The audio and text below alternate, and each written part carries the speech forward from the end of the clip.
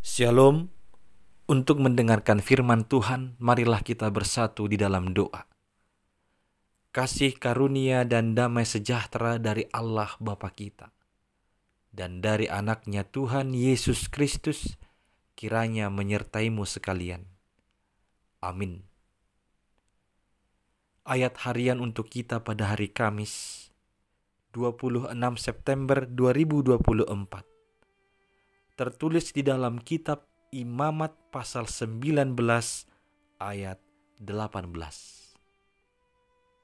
Janganlah engkau menuntut balas, dan janganlah menaruh dendam terhadap orang-orang sebangsamu, melainkan kasihilah sesamamu manusia, seperti dirimu sendiri. Akulah Tuhan. Saudara-saudari yang dikasihi oleh Tuhan Yesus Kristus, ketika kita disakiti, dijahati, atau diperlakukan secara tidak adil oleh orang lain, naluriah kita cenderung untuk melakukan pembalasan atau menyimpan dendam di hati yang sewaktu-waktu ketika timingnya sudah tepat akan dibalas. Sebagai orang percaya, layakkah kita memelihara dendam? Mendendam adalah pelanggaran terhadap firman Tuhan. Dendam berarti menyimpan akar pahit, sakit hati, dan juga kebencian terhadap orang lain. Orang yang mendendam pasti memiliki hati yang tidak bersih. Biasanya pikirannya akan dipenuhi dengan rencana-rencana jahat.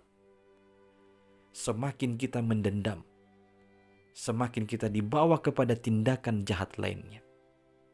Alkitab menegaskan bahwa jika kita tidak mau mengampuni orang lain, maka Bapa di sorga juga tidak akan mengampuni kesalahan kita.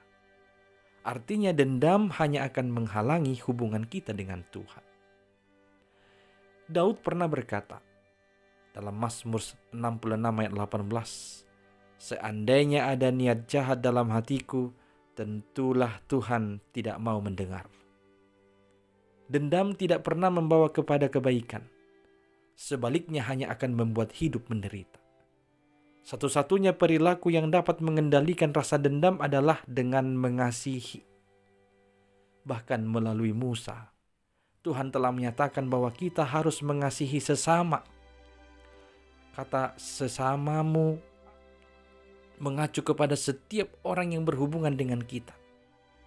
Bukan sekedar orang yang tinggal dekat dengan rumah kita.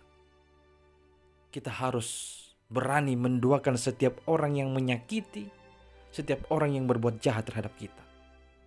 Sehingga sikap tenang saat menghadapi situasi apapun, bahkan ketika merasa terancam, adalah suatu yang sangat penting. Maka jadilah dewasa dalam menimbang setiap hal yang kita lihat, setiap hal yang kita dengar, dan setiap hal yang kita rasakan. Ingatlah akan firman Tuhan dalam Roma 12 ayat 19. Pembalasan itu adalah hakku. Akulah yang akan menuntut pembalasan, firman Tuhan. Tugas kita hanya mengasihi. Kasihi sesamamu manusia seperti dirimu sendiri. Amin. Kita berdoa. Ya Tuhan Allah, kiranya kasih-Mu melimpah di hati kami. Supaya itu yang kami tunjukkan kepada setiap orang dalam interaksi kami, termasuk bagi mereka yang berbuat jahat kepada kami. Biarlah kami mengasihinya dengan tulus. Hanya dalam Yesus kami berdoa. Amin.